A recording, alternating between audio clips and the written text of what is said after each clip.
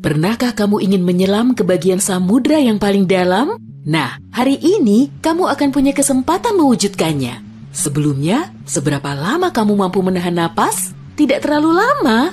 Tenang, jangan khawatir. Silahkan naik kapal selamku dan ikutlah denganku dalam perjalanan menuju kedalaman. Siap? Oke, ayo menyelam.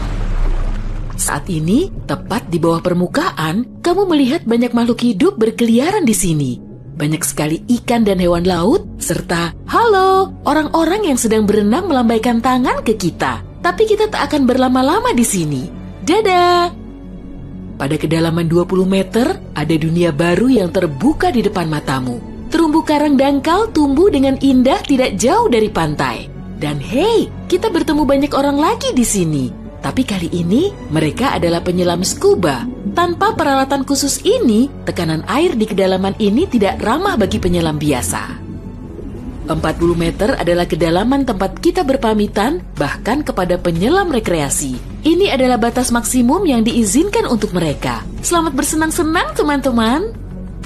60 meter, dan kita bertemu orka pertama. Paus ini mendiami perairan yang relatif dangkal di hampir semua laut dan samudra di dunia. Tahukah kamu bahwa orka adalah predator puncak? Artinya, orka tidak punya musuh alami dan tidak ada yang bisa mengalahkannya. Pada kedalaman 70 meter, kita bertemu dengan hiu paus, spesies ikan terbesar yang diketahui dunia dengan berat mencapai 60 ton. Umurnya pun lumayan panjang, semoga panjang umur selalu ya. Hiu paus bisa hidup sampai sekitar 130 tahun. Sekarang, lihatlah keluar.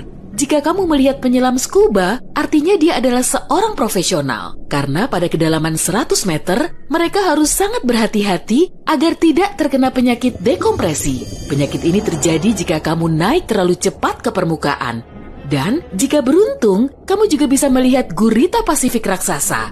Dia tinggal di perairan dingin mulai sedalam ini dan sampai kedalaman 2000 meter. Sekarang, kita memasuki bagian samudra yang gelap. Pada kedalaman 150 meter, hanya 1% cahaya dari permukaan yang sampai ke sini. Sisanya diserap oleh air. Segala sesuatu yang lebih dalam dari sini akan menjadi semakin gelap.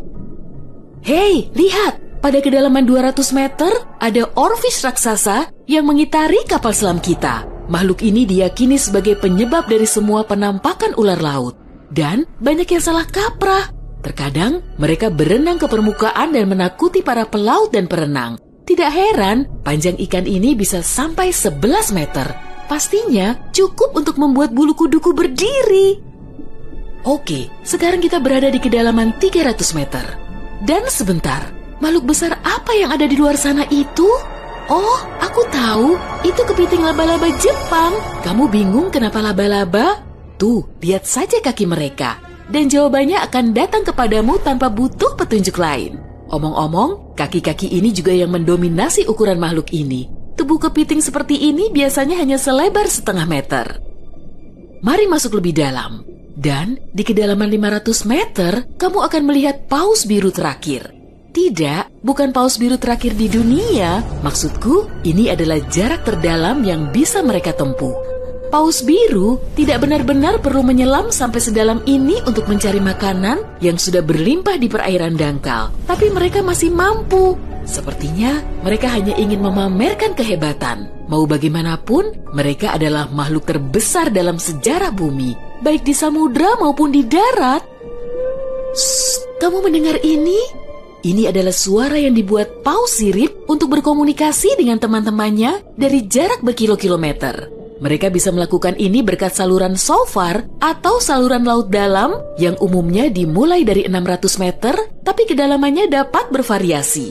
Ini adalah lapisan air yang kecepatan suaranya paling rendah dan gelombang suara dapat bergerak ribuan kilometer sebelum menghilang. Pada kedalaman 830 meter, kita telah mencapai titik tempat Burj Khalifa, gedung tertinggi di dunia. Tidak akan mungkin menunjukkan ujungnya ke permukaan jika diletakkan di bawah air. Hei, ayo kita coba. Sekarang kita memasuki bagian samudra yang sangat menarik. Di sini tidak ada sinar matahari dan banyak makhluk aneh berkeliaran. Salah satunya adalah cumi-cumi raksasa. Ya, yang luar biasa besar itu, dia mendiami kedalaman 900 meter. Bayangkan makhluk dengan mata sebesar frisbee. Paus sperma memburu monster ini, tapi mereka dijamin mampu melawan balik. Melihat mereka bertemu adalah pemandangan yang menegangkan. Dan disinilah kegelapan pekat akhirnya menyelimuti kita. Zona tengah malam. Tekanan di sini sangat besar, sehingga jika kamu entah bagaimana bisa sampai ke sini tanpa kapal selam, kamu akan hancur dalam beberapa detik. Dan lebih malangnya lagi, tanpa melihat apapun, pasti tidak mau kan? Kembali ke topik. Di kedalaman 1100 meter terdapat Mata Barat, salah satu gunung berapi samudra terdalam di dunia.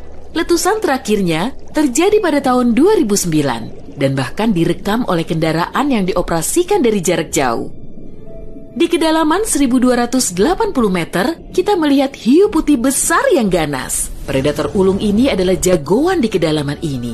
Penglihatan mereka agak buruk dan mereka bergerak menggunakan indera penciuman. Jadi, mereka sama sekali tidak membutuhkan sinar matahari untuk memburu mangsa. Aku tidak melihatmu, tapi tetap akan memakanmu. Selain itu, penyu belimbing, penyu terbesar di dunia, menyelam di kedalaman yang sama. Apa mereka sengaja menyelam sampai sini untuk bermain dengan hiu putih besar? Wah, lihat jala-jala besar itu. Kita sekarang berada di kedalaman 1500 meter, tempat metode penangkapan ikan bernama menangkap semua digunakan. Jala di sini akan diseret di sepanjang dasar samudra, menangkap apa saja yang kurang beruntung di sana. Mengenai seberapa merugikannya metode ini bagi kehidupan samudra, biar kamu sendiri yang menilai. Pada kedalaman 1830 meter, jika berada di Grand Canyon, kita akan duduk di titik terendah dan terdalamnya. Bayangkan semua curug di sana terisi penuh oleh air, maka seperti itulah pemandangan di sini. Nah, jika kita benar-benar berhati-hati, pada kedalaman 2000 meter, kita akan melihat ikan naga hitam. Makhluk yang bagaikan muncul dari mimpi buruk ini tinggal di bagian samudra yang dalam dan gelap.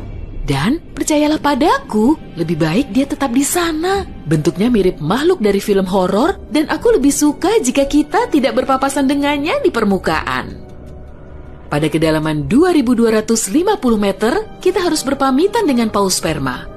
Ini adalah titik terdalam yang bisa mereka selami. Dan mereka memang tidak punya urusan untuk menyelam lebih dalam lagi. Mungkin kalau mereka berburu ikan naga hitam, atau justru mereka yang diburu. Mustahil, perbedaan ukuran mereka terlalu besar. Panjang paus sperma bisa mencapai 19 meter, yang menjadikannya paus bergigi terbesar di dunia. Tidak banyak makhluk laut bisa melawannya.